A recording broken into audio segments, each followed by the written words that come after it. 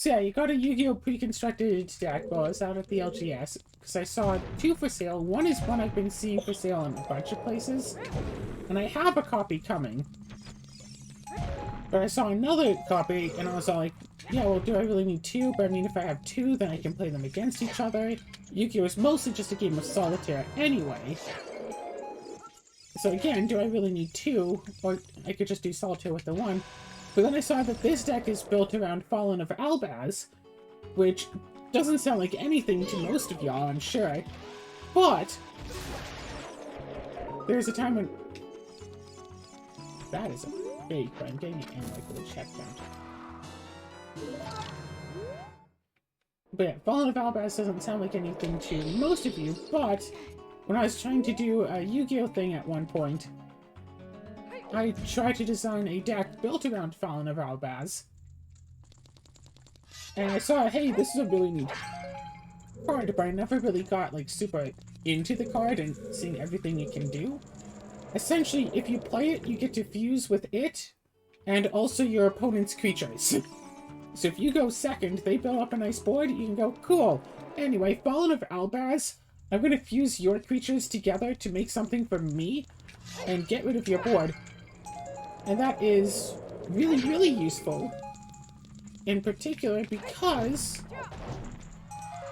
in Yu-Gi-Oh! Protection is super important. Person can build up a huge board state in one turn, and a lot of the creatures they build up into getting can protect themselves. Like, hey, this card can't be affected by monster effects, this can't be affected by spells or monsters or traps or blah, blah, blah, blah, blah.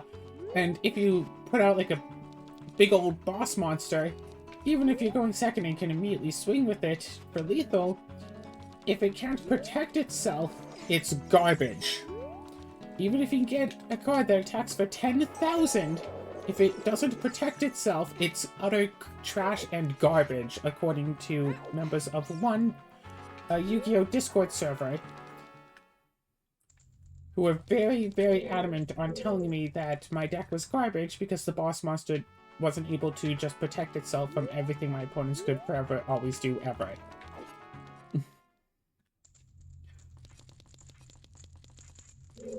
And then I should instead play a slightly different boss monster of the same archetype, who also can't protect itself, but this is somehow not garbage. Even though it's weaker and can't protect itself either, their version is awesome and my version sucks. So I don't understand it. But anyway, Fallen of Albaz gets around, like, can't be destroyed by monster effects because I'm not destroying your creature. I am using it to fuse into a new creature of mine. And there are a few other similar effects that do a similar thing.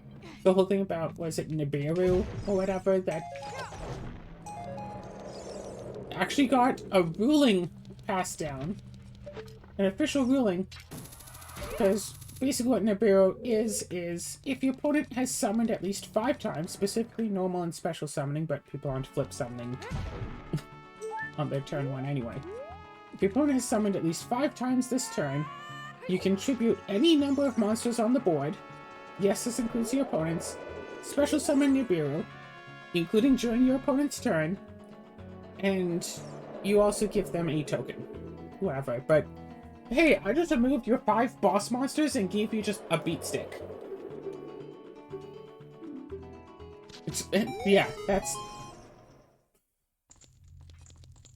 So, people who are maybe running Nibiru but don't have it in their hand would ask their opponents, hey, how many monsters have you summoned this turn? How many monsters have you summoned? Because if they ask their opponent, what should be an innocent question, hey, how many monsters have you summoned, by the way? The only reason for them to ask that is if they're running Nibiru and are trying to keep track. Oh, is that number 4? Is that number 5? Is Nibiru active? They're not saying they have Nibiru, but they're asking a question where the only reason they are to ask the question is if they had Nibiru. For, you know, proper, like, players who are at the point of playing on a competitive level, there is no reason for someone to ask their opponent how many creatures they've summoned, unless they are running something that cares about the number that they have summoned. So an official ruling was created where you are not allowed to ask your opponent how many monsters they have summoned unless you're running Nibiru. If you're running it, then you can ask, but if you're not running it, you're not allowed to, like, make the opponent think that you're running it by asking. And if someone asks their opponent how many monsters they've summoned, and the player doesn't have Nibiru or something else in their hand that would care about it, I think the official rule is specifically just Nibiru. I guess there isn't anything else that cares, whatever. Then they can actually take, like, a penalty for their conduct. Which is so weird, because, like, I'm used to playing Magic with people who will try to bluff stuff constantly. Like, when Goblin came out, and stickers became, like, a thing that people were playing, like, in Legacy. I think it was specifically Legacy where it became an issue. It's a 3-mana creature that, when it enters, could potentially get you 5 or 6 mana. The people running in Legacy, because, like, hey, that's free mana. But to play it, you had to play stickers. And that was the only sticker card that was useful in Legacy. So if you see someone pulling up to a Legacy game and they bring out stickers, you know they're playing Goblin. And normally you don't know what cards your opponents will be playing until they actually play those cards. You don't know for certain until they start playing. That's why when playing Modern, Legacy, Vintage, if you play a turn 1 fetch land, like card that can search for a land, you shouldn't crack the fetch land until the last possible moment. Like, the end step of your opponent's turn. Yeah, you should save your activating your fetch land until as late as possible.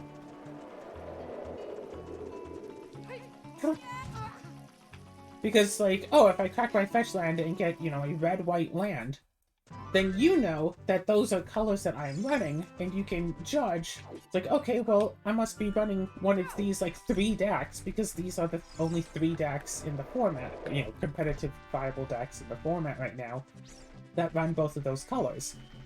And so you could make a choice, like, well, I was going to play, like, this card that has, like, protection from blue, but now I don't think that you're playing blue. I'm pretty sure you're running, you know, red and white, because you just grabbed that land. So I'll play this card that gives me protection from white. You know, for example. So you're not supposed to know what the opponent's playing, but if they pull up and they bring out stickers, well, I know you're running Goblin, which means I know you're running red, which means I know you're running this one deck, because there's only one deck in the format. There's only one deck in the entire format that runs Goblins, or that runs that card. And so if you bring out that card, I know you're running that card, and I know that you're planning on using that card.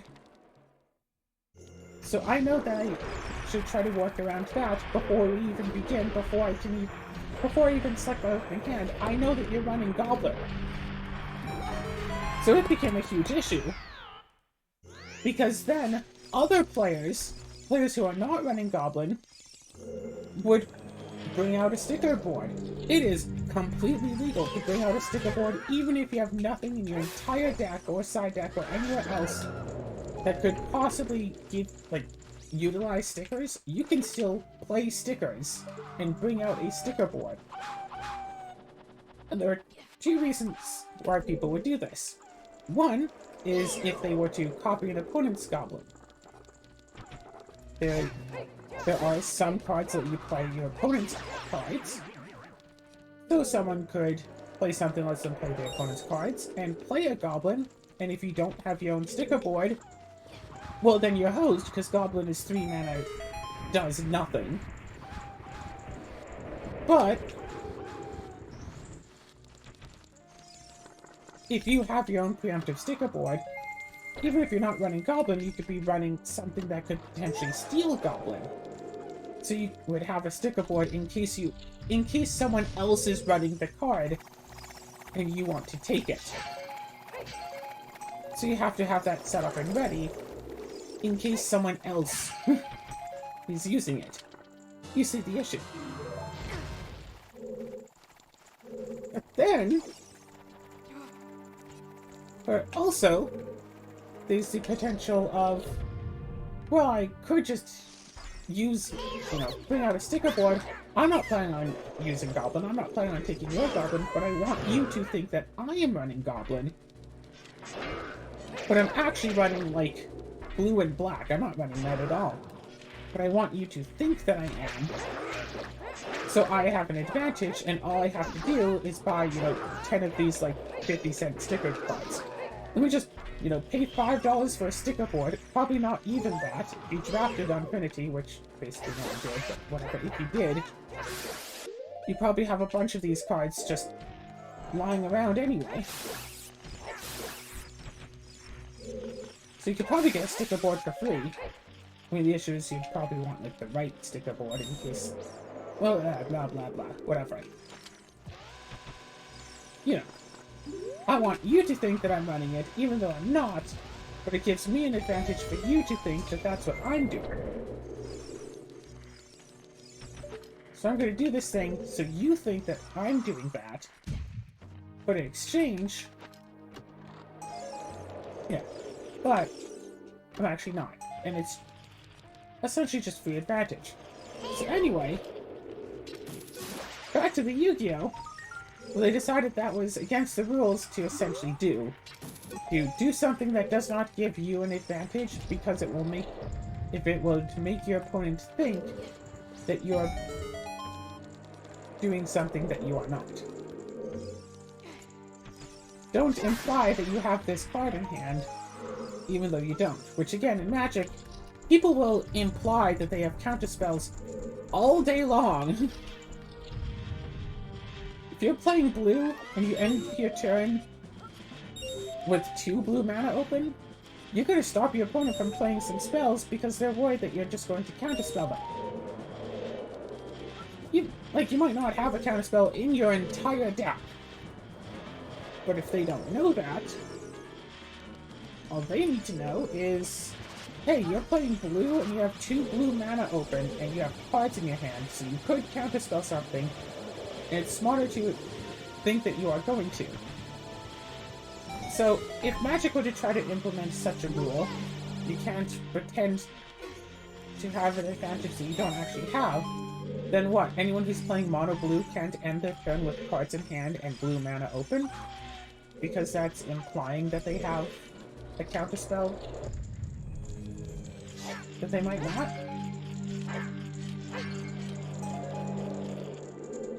And it's like, okay, well, what if you don't have the counterspell? What if you just have some other instant for 2 mana? And it's just like, yeah, no, I wasn't trying to imply a counterspell. I was trying to imply that I have, like, this card. Well, yeah. I wasn't trying to imply a counterspell. I was just waiting to use this card. Well, heck, I'm in blue and I just have 2 fetch lands up, and I don't know what colors I might need to get.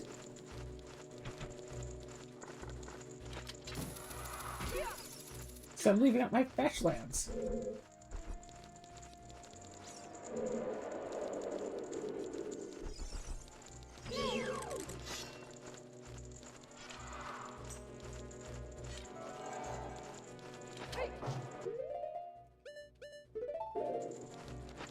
But yeah, bluffing in Magic is a common thing, but in Yu-Gi-Oh! It seems to be rather quite frowned upon, and not a thing that they want you to do. Oh, still simple hallway.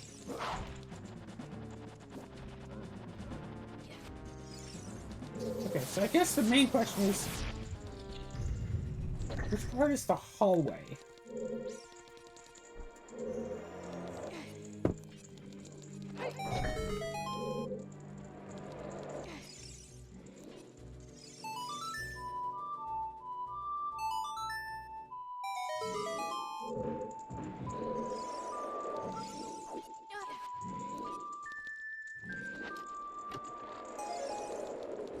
Hey, Song of Storms, that gives a bunch of checks.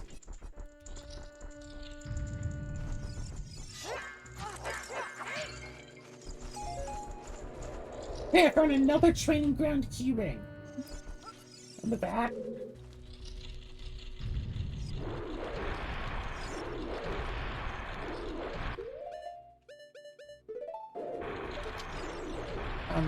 Right, so yeah. Yu-Gi-Oh! Monsters tend to have a whole bunch of protections and stuff, but the protections have to be very specific. In Magic, you just have hexproof. For example, it's like, hey, my opponents can't target this. Like, whatever else they do, they cannot play a card that says, like, play a card in an ability that says, target that thing, targeting this thing. Can't even play it. It's like, just not allowed. Or Shroud, which is neither player can target this thing. Similar, but, you know, notably different. But now there's Ward, which is like, yeah, my opponent could target it, but it'll cost them. And usually it's like, oh yeah, well you can target this, it'll just cost you a bit of mana. And it's like, whatevs.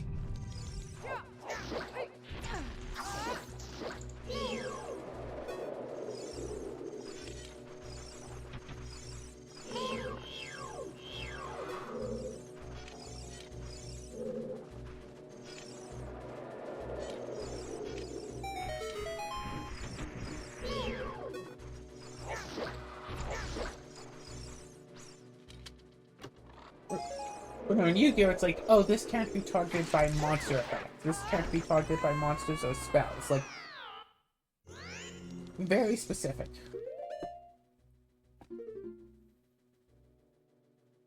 Sphere Timber Hallway.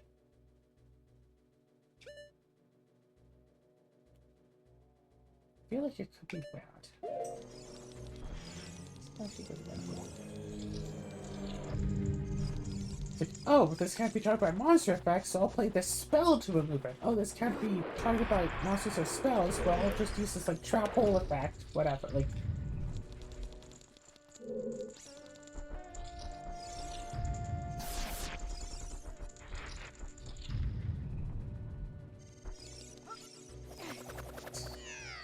I remember being a little kid, I was watching some, like, a little kid, like, 6 years old or something.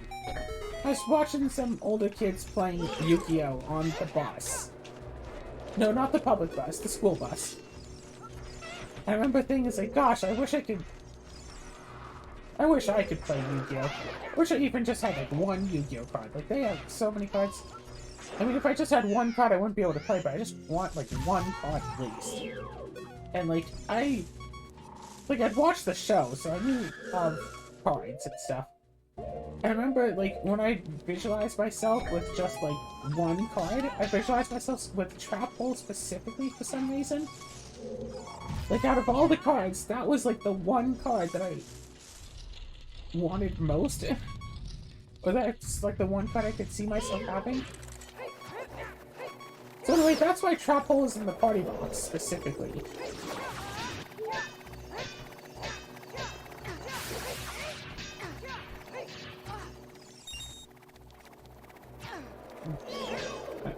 My personal opinion is that Yu-Gi-Oh! Was better when the stuff is more generic and stuff. Now it's like, oh, you want to play this card? Oh, you want to play a Fallen of Albaz? Okay, play the Fallen of Albaz archetype. Play like 20 cards that all say Fallen of Albaz on the card text.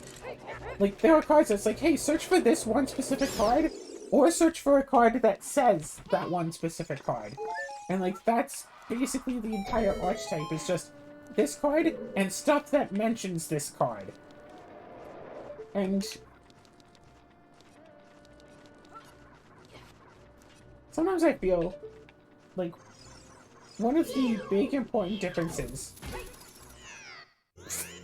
between Yu-Gi-Oh! And Magic the Gathering, and yeah, there are a lot of differences, but one of the really big important ones,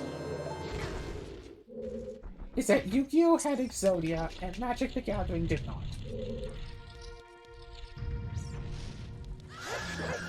That when... Because in Yu-Gi-Oh!'s, like, first set,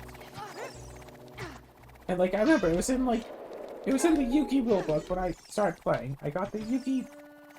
My cousin and I both got the Yu-Gi starter decks. He had already had, like, one Yu-Gi-Oh! Booster pack, and I remember We spent like a day. It was like him, myself, and someone else. It was like a 9-card booster pack. He had the Pumpkin King of Ghosts. I don't remember what else. I just remember that one. Anyway, like just playing around with the cards and stuff, not really knowing how to do it and not being able to properly play with only 9 cards, but whatever. Like, I remember that, cousin. I remember that day. Quite the day. You remember that, cousin? Yeah, I mean, I do remember the cousin as well. But anyway, Yu-Gi-Oh! Has Exodia. If you have all the 5 separate pieces in your hand at once, you win. Magic the Gathering does not have that. Sure, it has combos, and if you play certain cards, you can use their abilities and win. But Magic the Gathering does not have a thing of, if you have these cards in your hand, you automatically win. And I think that is one of the biggest differences in, like, how the cards for the entire game have been made. Because Magic the Gathering has a lot of search effects that let you search for just any card. If an Exodia effect was in Magic the Gathering, it would be way too powerful. And if it wasn't, like, outright banned, the entire game would have to be changed to accommodate it. In Yu-Gi-Oh! You get a 5-card opening hand. No mulligans. In Magic, you get a 7, and you can take mulligans. The mulligans have changed over the years, but I'm pretty sure you've always been able... Yeah, 7-card opening hand with the option of mulligan. Which makes finding 5 cards a lot easier if you start with 7 instead of 5, and you can mulligan. It's like, oh, I don't have any cards to, like, search for these cards? Okay. Just use it.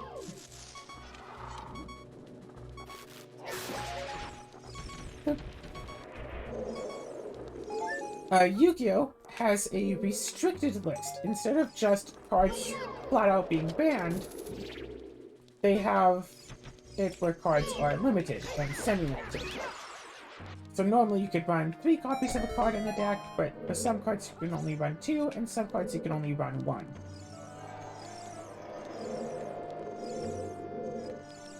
And that is part of... So all of the Exodia pieces, you can only run 1 copy each of. There, you can now get into the guardhouse. The guardhouse? Yeah, I could already get in there. Oh, right. Extra copy. Also, I've got the skeleton key. I did not know that. Yeah. Well then.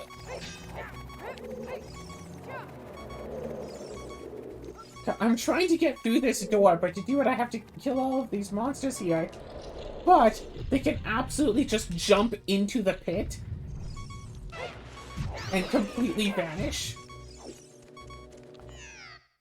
And if they knock me into the pit, the room resets. If they fall into the pit, essentially I have to reset.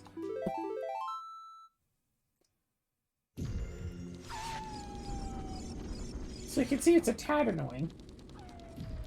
Wait, I was talking about stuff earlier. But yeah.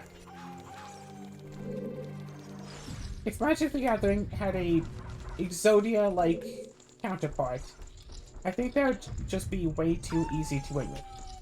Right, Magic the Gathering has stuff that allows you to draw lots of cards. Like, I've had games where I've been able to basically draw my entire deck. Heck, there was a single individual card.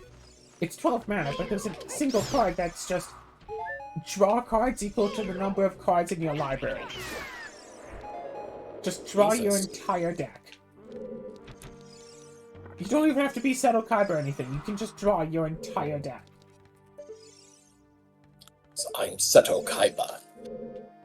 Yeah, you've seen those clips too, right? Yes.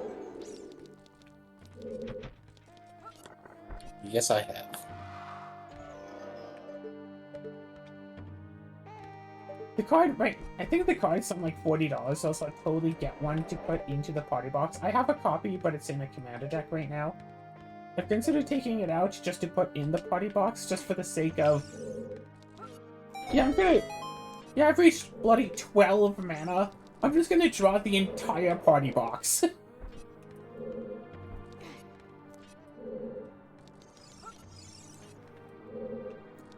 I thought I killed all the creatures.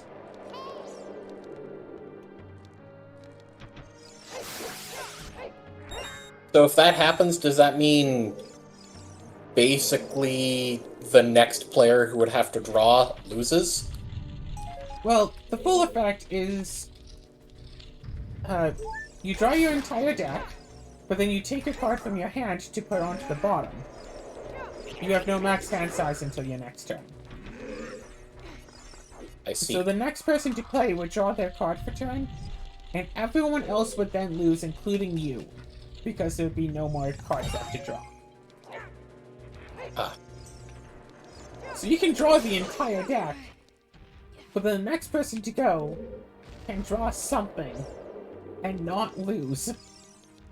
So now your goal is to make that person lose the game.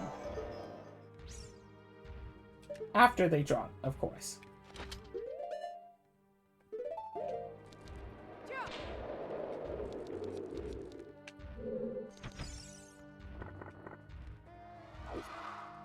No!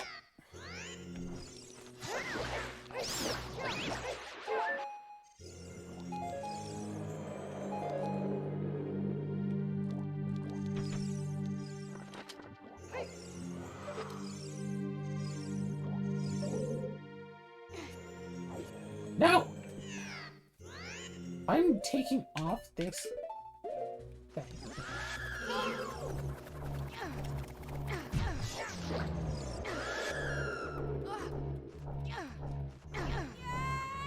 And back to the start.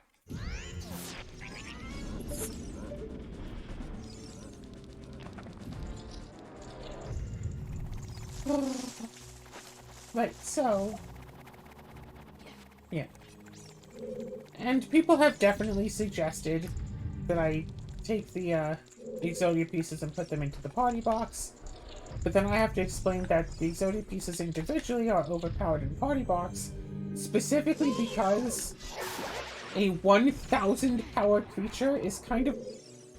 a 1,000 power creature that costs 0 or maybe 3 mana to play is kind of overpowered in Magic the Gathering. I thought the individual limbs were 100-100. I think they're 200 300s, but the head is a 1,000 1,000. Ah, yes. I once Fair won point. a game by playing the head of Exodia, putting an equipment on it to increase its power by an extra 1,000, and then attacking directly for 2,000 to win. In an actual Yu-Gi-Oh game, you mean? Yeah, in an actual Yu-Gi-Oh game. I was playing an Exodia deck and I almost got the opponent, like, just dead.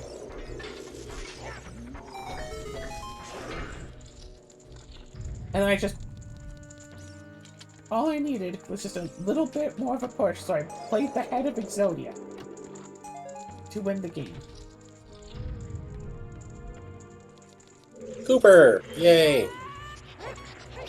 So, because you need all 5 pieces themselves specifically, and a Yu-Gi-Oh deck is 40 cards minimum, I think I tried the math for it, and if you could have as many copies of whatever as you want, and thus had 8 of each piece of Exodia as your entire deck, I feel like the math said it was somewhere between a 15 and 20% chance of winning with your opening hand for Exodia.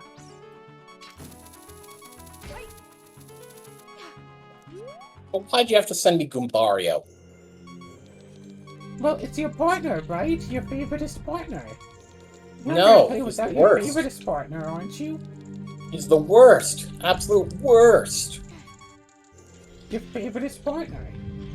No! Me! Okay, well, you, yes. You're not Goombario.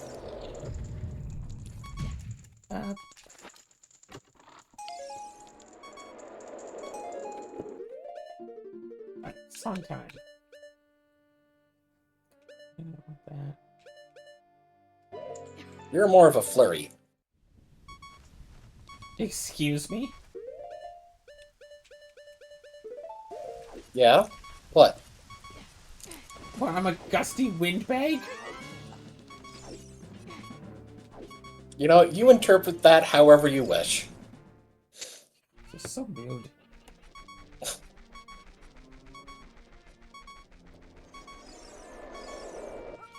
Alright, Market Doghouse. Should go to the Market Doghouse. Alright, well, may as well just, for convenience sake. Oh, well, there you go.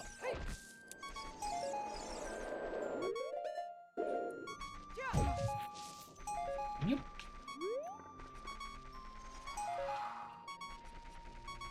Alright. Yeah, the whole thing with Yu-Gi-Oh! Archetypes is so curious, because, like, Yu-Gi-Oh! Has evolved faster and faster. Like, you've seen the Yu-Gi-Oh! Anime, right? Like, you've seen... I saw most of the original, and I saw little bits of the second one, but that's school? Okay, so, like, yeah. Duelist Academy stuff you've seen, right? Bits of it, yes. The big stages that they play the games on, Dark Magician. So, games back then took quite a few turns to play through. Because of course they would. And I remember, like, I think I still have the original rulebook that came with the Yugi deck. Life total was 2,000. You also didn't have to tribute summon monsters. That got updated. Still relatively early on, but it wasn't there at the beginning, I'm pretty sure. And of course my cousin and I played with our own rules, basically his own rules. How he interpreted the game, which was essentially cheat until you win. So he would win every single time we played, because he would always just make up rules, and I'd just be like, yeah, thanks for hanging out with me. Sure, I'll let you win every single game. It means you'll keep hanging out with me. Winning the game isn't really all that important. I suppose. Like, you do stuff like, oh, I'm going to return my Dark Magician back to my hand, play Dark Hole to destroy all of your creatures, replay Dark Magician, and then attack. Oh.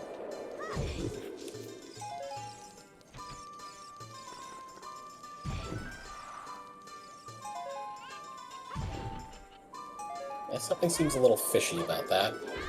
Oh, Yeah, damn it. very much so, yes.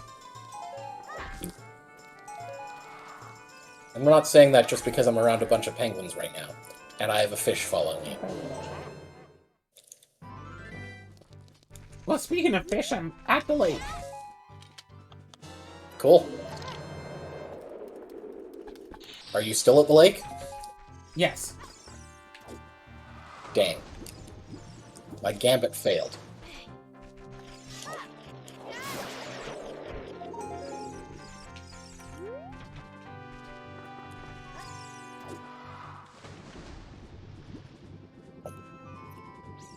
You know what? Now that I know that's just a fire flower,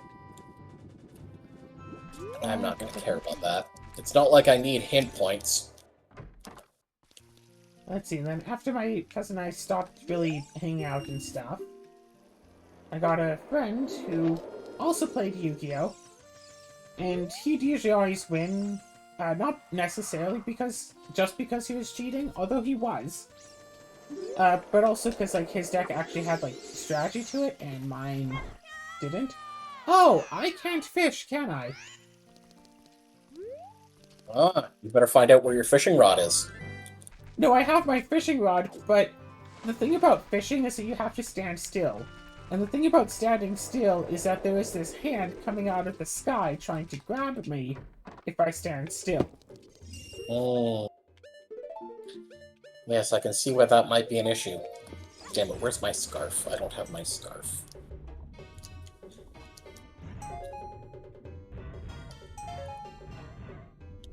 fight you.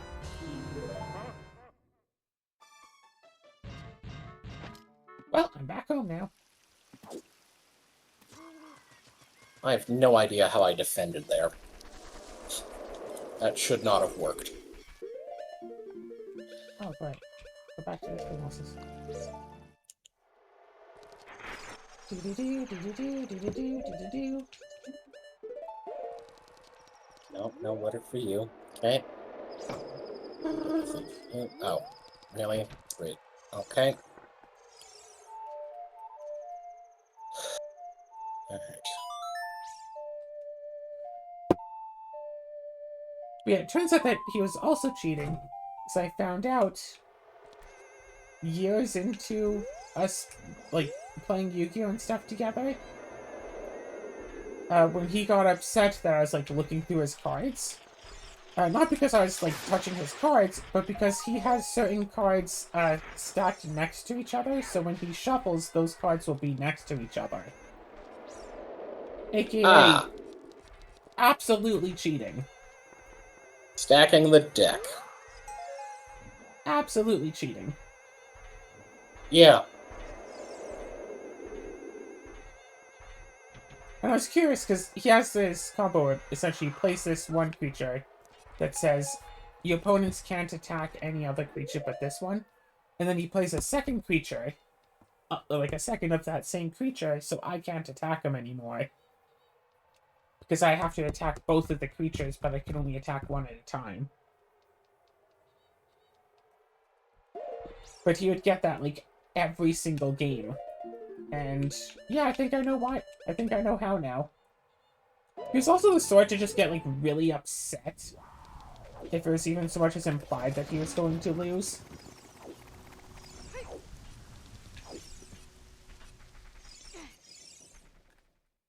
And it's not like throwing a fit, but like sulking. We're only friends because none of our classmates likes either of us. Hey, you found your... Wait a minute. You... Oh, right, skeleton key. That's how you got in. Never mind. Yeah.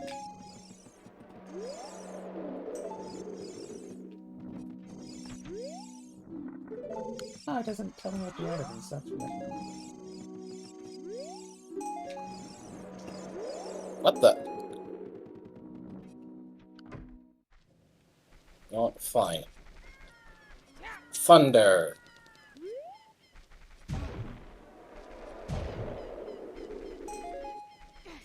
Hey, Prelude of Flight.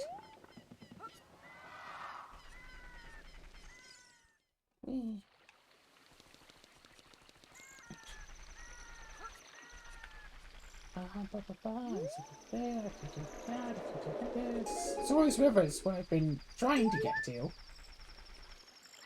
Sent you a heart container. Yay, more love! Ooh, you found your lens of truth. Oh, I already had one of those. Ah, you I found have a second two lenses lens of truth. I have glasses now. Hooray! Now you can actually see. I do find it really weird that the same, like, mechanics put into the game to shake the rumble pack work with modern controllers. I have the rumble pack and stood next to a hidden grotto, and my controller shook. Neat. Like, what, 30 years later the mechanic still works? I mean, is it really that surprising?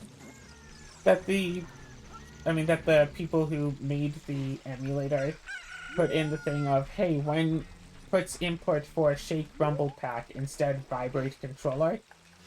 No, not really, but it's still neat. Not necessarily so much surprising, but it's neat that they made that a feature.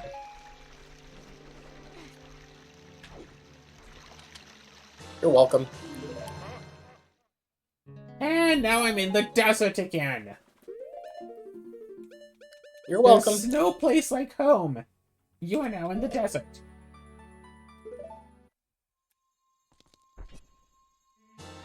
How about now? No, that didn't warp me. I didn't actually set it that every single trap warps me. I said that would be funny to do, but I didn't do it.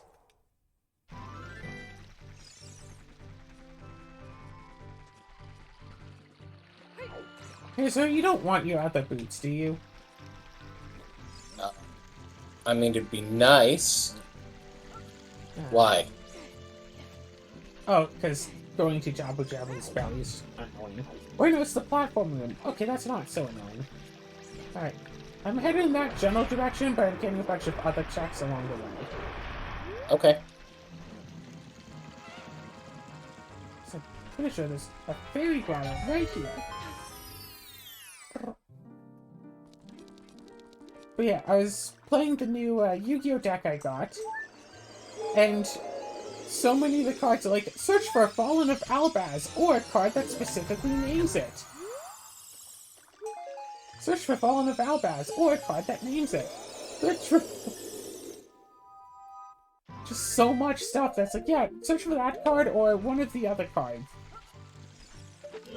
Because they can't just say to, like, just search for a card. That would be way too good.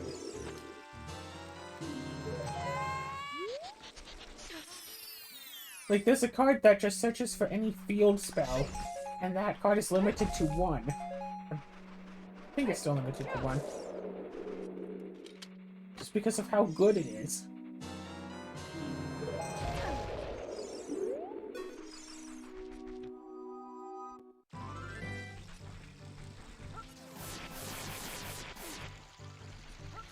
There is a card in Yu-Gi-Oh! That specifically searches for a card from the Toon archetype, and people run it in their decks, not because they're running Toon cards, but because it can search for another copy of itself, a Toon table of contents. So people will play a Toon table of contents to search for a second Toon table of contents, to search for the third Toon table of contents, just to thin out their deck by 2 extra cards.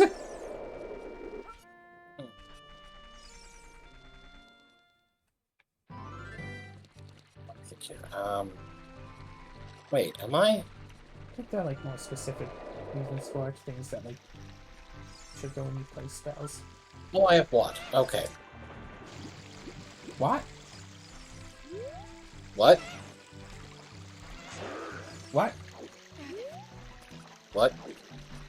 What? Southeastern. Is it this one? Wow, I totally forgot to hit that tree. How darest you? I know, right? Trap! This time was not available in your country. Good night.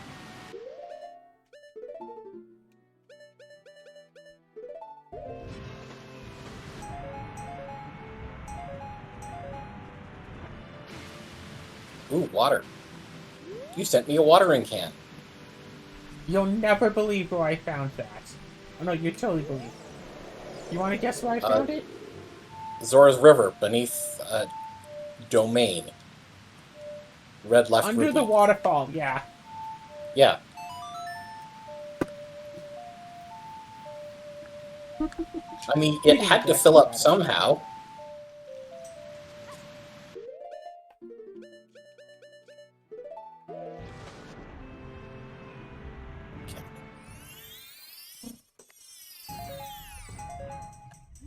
Hey, the Hey, you Master found your Sword! Master Sword. Now you have every sword. Every sword of what? Very funny. Thank you, thank you. I try. I'm really trying here. Yes, you are very trying. Speaking of sort of things, I played some games of CDH yesterday, and, like, I absolutely stomped in both games. Like, I know, blah blah blah, it's rude to go play a game of Commander with people, especially people you don't know, and then just absolutely destroy them. But it is CDH, like, the point of the format is to win. And I won. So hard. Fun so hard and got so far. In the end, I mean, it was a fun little memory.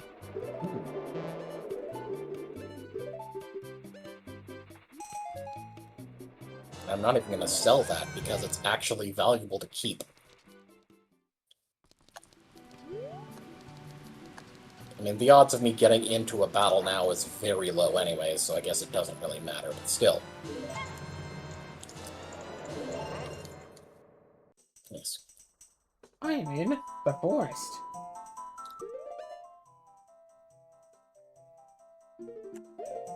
Yeah, I think it is faster to... I could do that, or I could do this. I don't have some It's time to go songbooks. back to the toy box. Is Song the one song I'm missing? No, I'm missing Epona's song. The one... The first thing that Azura thought of giving me as a pre-hinted item is the one song I actually don't have. That's kind of funny. Yeah, because you said you didn't need it. No, I don't. Oh. Well, then why are you complaining about not having it? I'm not complaining. I was starting to complain because I thought the song I didn't have was Sun Song. And you need to travel between both day and night to get all of the items from the market as Child Link. But I do have Sun Song, so I can get all of the market stuff. Hey! What? Oh, the hand was falling out of the sky onto me. And I could watch it falling because of the camera angle. Yeah, back at the lake, give me my other trap, teleport me somewhere else. It didn't actually teleport me. I was hoping it would teleport me back to the market, because that would be really funny. Go back in here.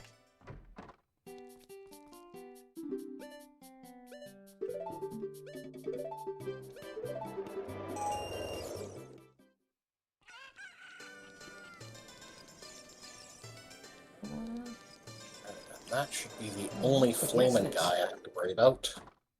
Do I have... I don't have bow. Huh. That's all good.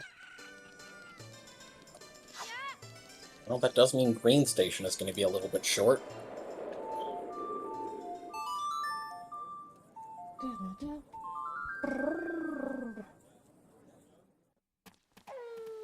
Did that warp you back to the market? No. Oh. I had already warped myself into the market. Oh. Kitty, come with me. I forgot I can have a cat companion. Cat Panion. Yes. You see, it's like a companion, but it's a cat. A cat companion. Yeah. Yeah, I get the joke. And if I recall correctly, there is something... Oh, That's nice. fine. Finally again. So I think there's something important back here. All these three checks, I think. Warp out of here, so let's do that. Oh! Yeah, that's pretty important. Oh, what is it? Oh, the Boo portrait. Ah. Ah! Oh, Triforce piece. Now a Boo can look at me. Or, wait, no, now I can look at a Boo.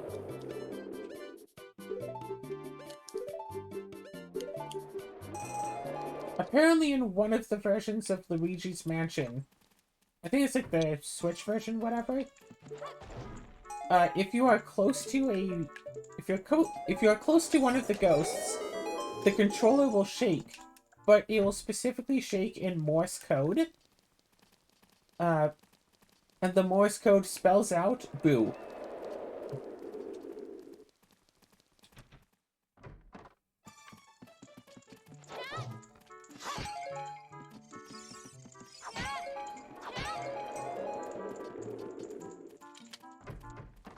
I thought that was pretty neat. That is kind of funny. Yes. Oh, damn it. Well, let's head to the castle region and get all of... Damn it! Castle. Get up there, Mario!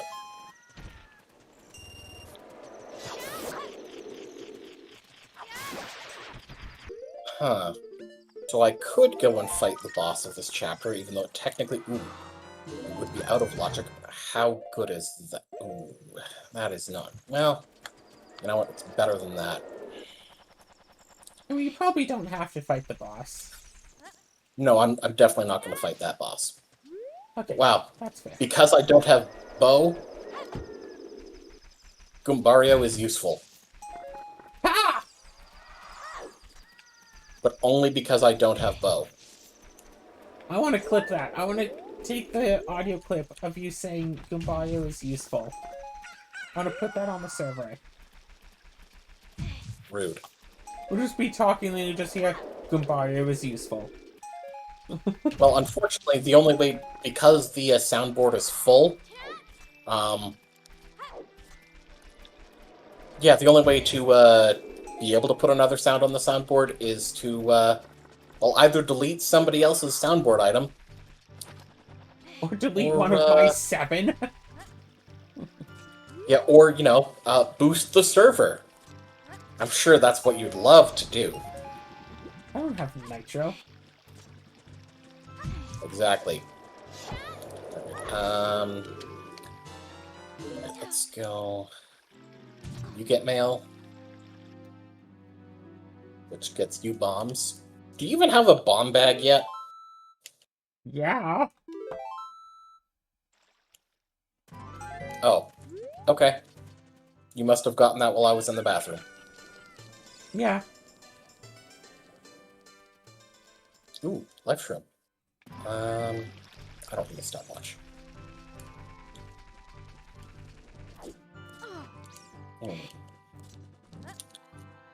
You know what's funny? I still haven't even set foot in the desert yet. Oh wait, speaking of stuff, I was supposed to go to Ganon's castle. Right. Because by fighting a few quote-unquote mini-bosses, I can get a whole bunch of checks at once.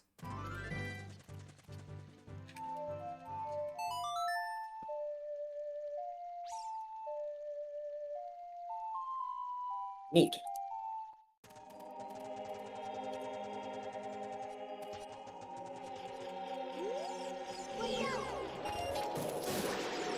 Fishing pole. What? Now you can go fishing, because that was definitely the issue.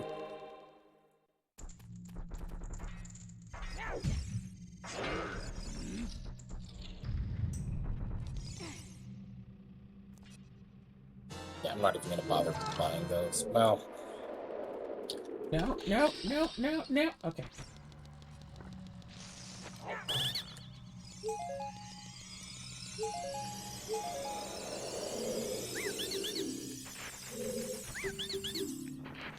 Hey, I found Koopa's shell. Now you can go into Koopa. cool.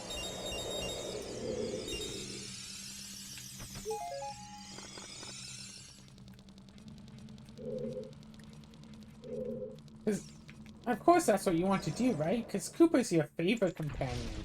He's blue, just like you. Wait, when did you turn yellow? What? What? Well, you haven't noticed that Mario's been wearing Wario outfit all this time? No, that was a joke. You know, because your color is blue. Yeah, but I mean, so it was just sheer coincidence that Mario is wearing the yellow skin.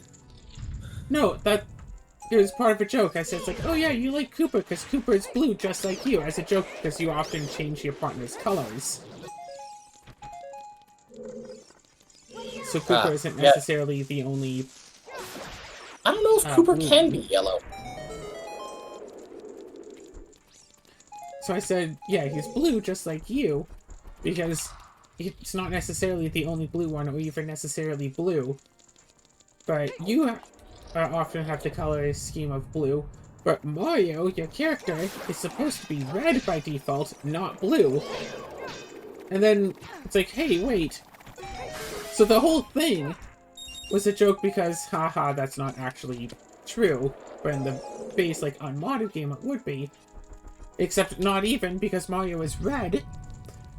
So then he continued the joke by saying, it's like, oh, wait, when did you become yellow? Yeah. Further implying that by you, I meant Mario instead of Azura. Yeah, but again, Mario is yellow. So, Mario is... were you saying that having looked at the screen and knowing that Yes. Mario is yellow, or okay? Yes. So the joke is essentially supposed to be a joke that's supposed to work, but on every aspect of the joke, it's wrong. Cooper is blue. Fact check, Cooper isn't normally blue. This is implying that Cooper is the only blue one, but you often change their colors. Sometimes other companions will also be blue. Just like you. No, wait, damn it. Mario isn't supposed to be blue. Mario isn't currently blue. Wait, where did you become yellow? To imply that the point earlier was supposed to be about Mario, you, not Azura, you. Okay. I think the more you explain it, the more confusing it gets. It's a joke that was supposed to fail on all counts, and the fact that you're confused just makes it work more.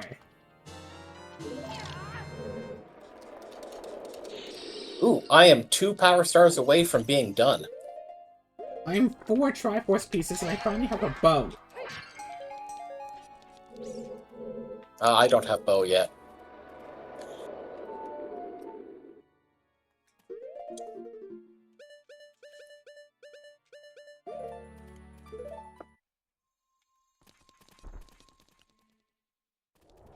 I was hoping to just get enough Triforce pieces to, like, just happen to finish and just, like, be done and do my whole usual thing of, hey, so are you having fun? Well, it's about to come to an end. Win game. I see. So you don't want me to have fun. Got it. I was about to make a really dark joke for no good reason. Damn it. I don't know why that's where my brain instantly went to. Wow. I think I should see a therapist. I agree. Because, like, what I was about to say was, well, all good things must come to an end. Like me! Wow. Yeah, no, that's pretty dark, Claire.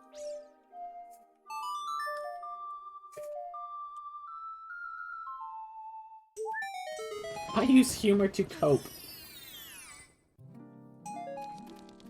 Triforce piece. Can tell. Combayo upgrade! Now your favorite partner can be even better! I got warped back to... Got warped back to the jungle. I only need 1 more power star. I need 3 more Triforce pieces. Which of us will win? I mean, that's the thing. At this point, it's still basically impossible to know. I mean, yeah, if we find a thing for ourselves, we'll know, but... And, like, if one of us decides, hey, I'm just not going to pick up any stuff for her anymore, then that really skews that would us. just So I'm be just going to rude. keep picking up whatever I find. Yeah, that would just be really rude. Exactly. So let's see. So I can do... Wait, I'm sorry, so could you, like, tab over and just look at my stream just really quick? This is funny, and you'll find it funny. Okay. Just for a moment. I'm looking. Yeah? You don't see the cat? What? Oh, is that a cat? Why is the cat in the cliff, Claire? The cat's not in the cliff. The cat's in the air. The cat... I jumped down, and then the cat jumped down after me, but then I pulled out the ocarina, which freezes time. So it's just... So the cat is just mid-fall.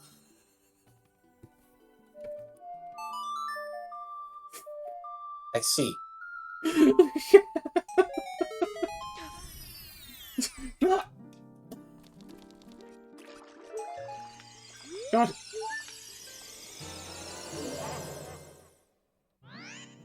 Having the musical ability to just freeze time like that, though, would be pretty useful. Oh yes, the musical ability to freeze time. Yes, I said that on purpose.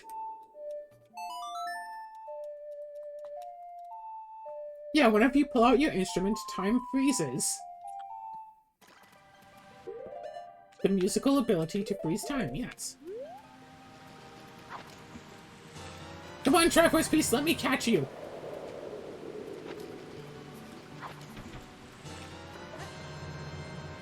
Let me catch this Triforce Piece! Okay, I got it. Okay.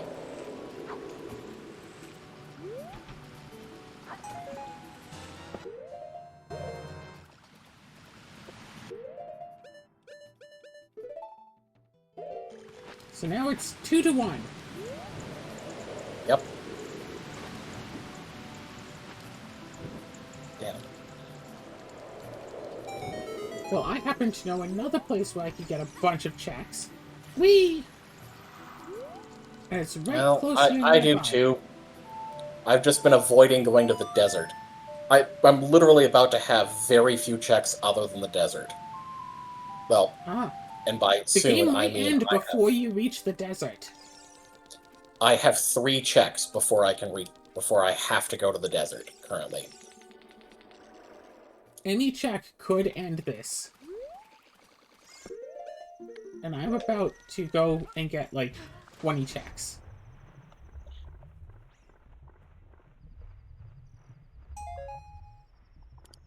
It might take a moment.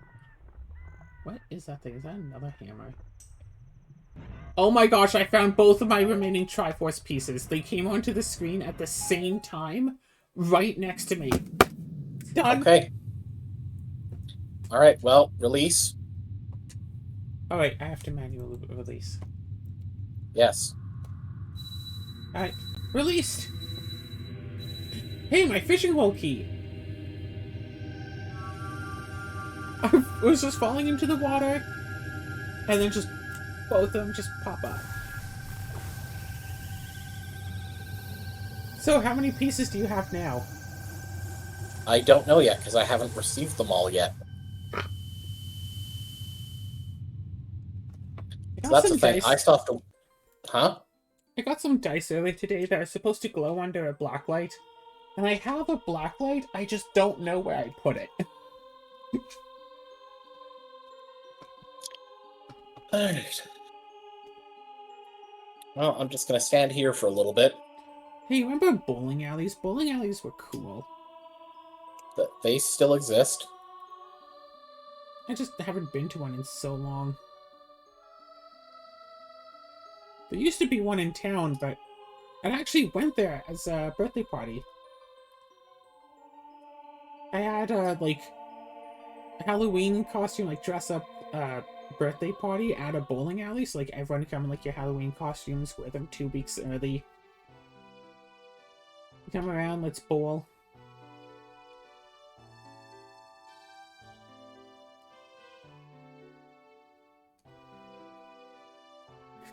The kitty's in the cutscene.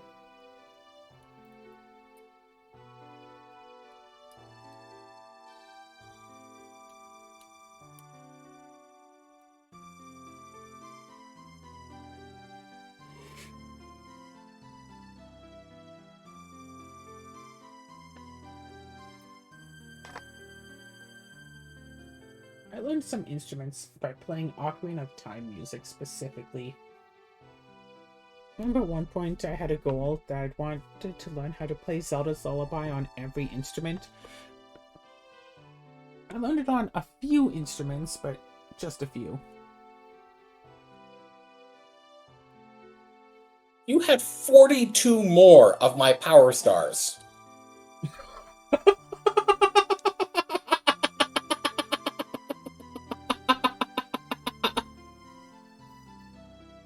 There we go. I wasn't trying to keep them from you. And Claire, I only just started receiving those power stars now, so I'm like still gradually receiving them. And here's the thing, my final boots upgrade comes after the power stars, so I'm gonna finish without having gotten my boots. And there we go.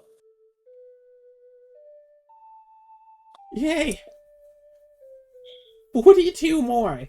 After all your power stars that are already found, I had the lion's share of everything. Triforce Yeah, piece, looks Triforce like it. piece, Triforce piece, Triforce piece, Triforce piece, Triforce piece, Triforce piece, Triforce